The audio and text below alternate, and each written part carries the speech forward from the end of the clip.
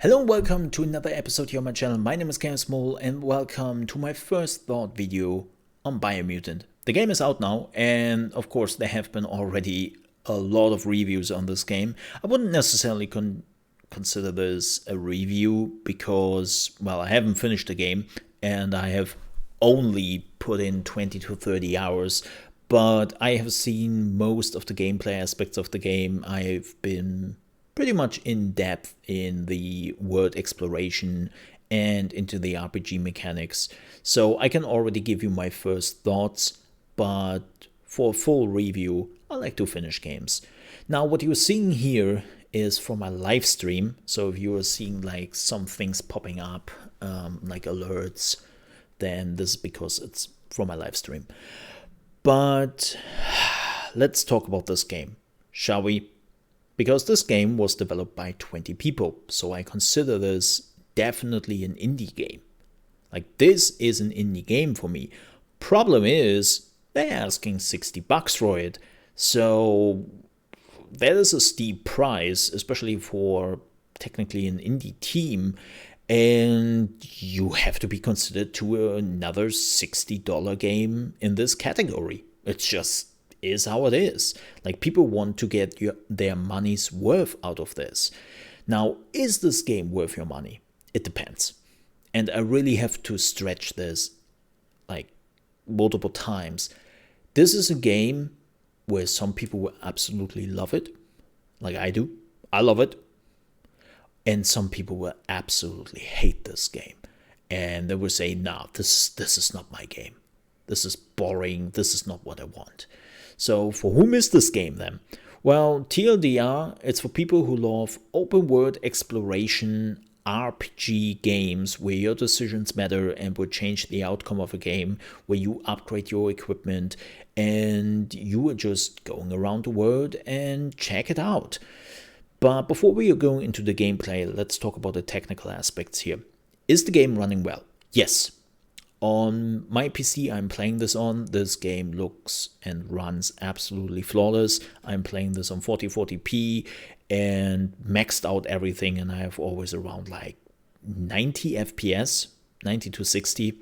And I'm running this on the Ryzen 2700 and a GeForce 2080 Super. Keep in mind, I'm also streaming on that PC and I'm recording at the same time, and it still runs flawlessly. So yeah, at least on my PC, it looks gorgeous and runs perfectly. Now, bugs. So this is kind of interesting. I have seen videos already where people have been complaining about the amount of bugs in this game, like a lot. Like, some people even compared it to a new Cyberpunk. I personally have to say, I haven't seen a single bug in my game. Not once. I don't have any issues. I'm sorry, like, I cannot compare it. There's nothing going on in my game. There was one graphical glitch, which was more like hilarious than anything else. There was like an NPC which was on the ground and was gliding around the ground and then was gliding into the water and was dying there. It was just hilarious to watch. It wasn't an important NPC or anything. It was just like a random NPC doing that, and that was the only bug I had. I saw another bug with another streamer where their level 1 pistol was one-shotting everything, but they figured out that was a bug very quickly, and then they just restarted the game and everything was fine. But I didn't have any single bugs in this game, so it's good for me. But let's talk about the gameplay. The first 2 hours of this game are absolutely ass. Wait, what? Yeah. Because what they are trying to do in the first 2 hours is to do like a tutorial where they are trying to introduce all the characters, but all those characters are soulless, and like, even when characters are dying, it's more like, whatever. I just did know them for 5 minutes. I don't give a damn. And again, those characters, because they don't really have like a voice actor, right? They are just talking gibberish. They're like,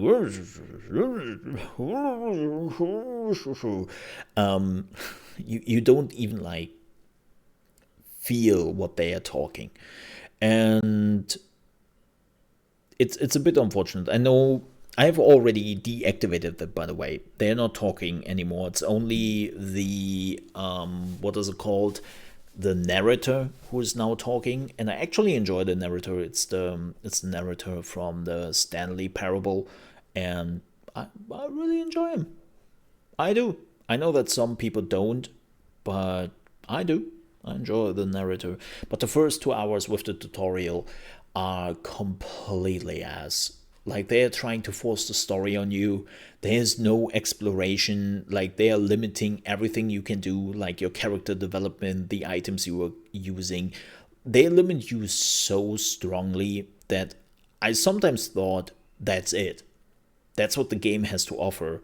And then after 2 hours, when you are done with the burned village, that's where the tutorial ends, and the game just opens up. And that's where the fun starts. Like, the open world aspect of this game is so good. Like, the world design, the characters, the side characters, all the fun activities you find here. The fights, I love the fights. Yeah, they feel a little bit floaty sometimes here and there, but I enjoy the fights. Like, it's just, it feels really good till you reach the end of the tutorial. Or when you reach the end of the tutorial, it feels really good. If you are just taking the tutorial as something you go by, it's really bad. And I can already see some people giving up in the tutorial. Like, they will not push through the 2 hours and just try to see what's beyond that. They will give up and they will never touch this game again. And it's really, really unfortunate. So, unfortunately, to put it bluntly, the developers didn't do any good for themselves to put in this tutorial. Like, it's bad. You can skip it. You don't even miss much. Yeah. It's not a great example. But when the game opens up, you have a lot of exploration to do. And there is a map in the game, but you don't really need the map. You're just wandering around, or you like ride around or drive around, depending on what you use. And you can just find things. There are tons of points of interest in the game which already look interesting from afar, and you're like, oh, what is that tower over there? Or there's some glowing. What is that? Like, you will find those moments quite a bit, and they're great. They are absolutely great. Like, if you love to explore, then you fight some enemies and you also find a lot of loot, then this is the game for you. I have to say, though, and this is kind of weird, so there's not a lot of fighting in the game. There's a lot of looting, but not a lot of fighting. Like, the fights are now and then, and this is why I also play it on the hard mode, because it makes the fight feel more important. And that's cool. Like, as I said, the vehicles you are getting are also fun, even though I think they are throwing a lot of vehicles at you. Like, a lot. But the vehicles are cool. What's also amazing is the crafting system in the game. Like, the crafting is super in-depth and super fun and gives you a lot of options. And I love the crafting system. The same goes with the character development. It's not, I would say, too important what class you are choosing in the end. Like, you can unlock most of the perks with the other classes. And even like the class specific perks are like nice to have. They refine your class a little bit more, but that's about it, right? So it's not too important what class you are playing, because you define yourself about the general perks you are getting and the items you will find. So that's fine. But like, one thing I really have to point out I'm not so keen on is the loot system. So you can find every item and every item level in a loot crate. So what happened to me is I opened up some loot boxes in the city at level 5, right after the tutorial. And I found level 30 equipment. I have now like, what, 15 hours in this character? I'm level 12. 12. Like, I don't even know why. Like, seriously. It's so weird, and it happens quite often. I don't have a problem when you are finding items which are like 3 levels ahead of you or something like that. It makes sense, like finding some items you can use later on. But when you are level 5 and you are literally getting level 30 or level 25 items, then that just feels weird. It's just not right. So they have to fix that somehow. I know we could now talk about balance here for hours, but the balance in this game is not too great. Like, I'm playing a Psy Freak, which is like the mage, and if you're not putting a lot of points into intelligence to raise the damage you are doing with your Psy abilities, you feel relatively weak. And for characters who are using melee attacks or range attacks, it's not that problematic because they can just upgrade their weapons. They will find better weapons, and they don't necessarily have to put in the points to do more damage. But you have to, because for whatever weird reason, like all the items I have found so far, they give me key energy and key energy regeneration, but nothing is like increasing my damage. So I have to put in the points in intellect to raise my damage.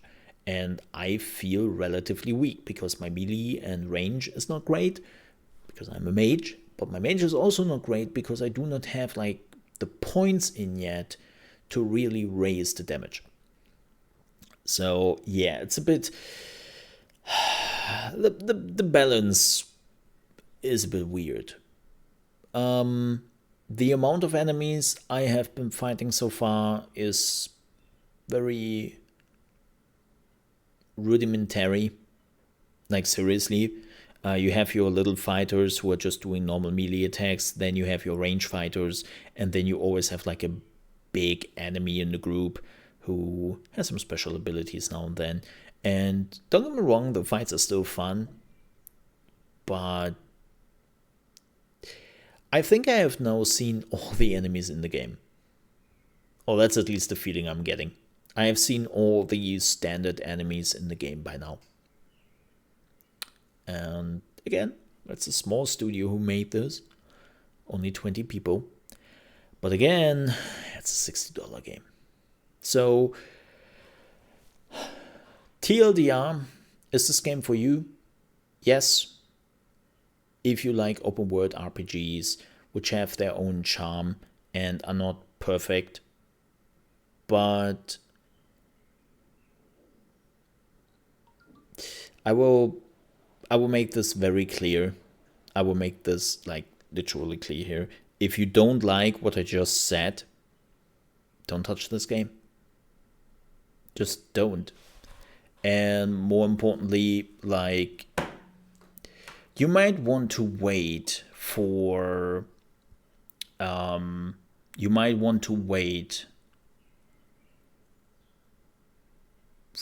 price drop.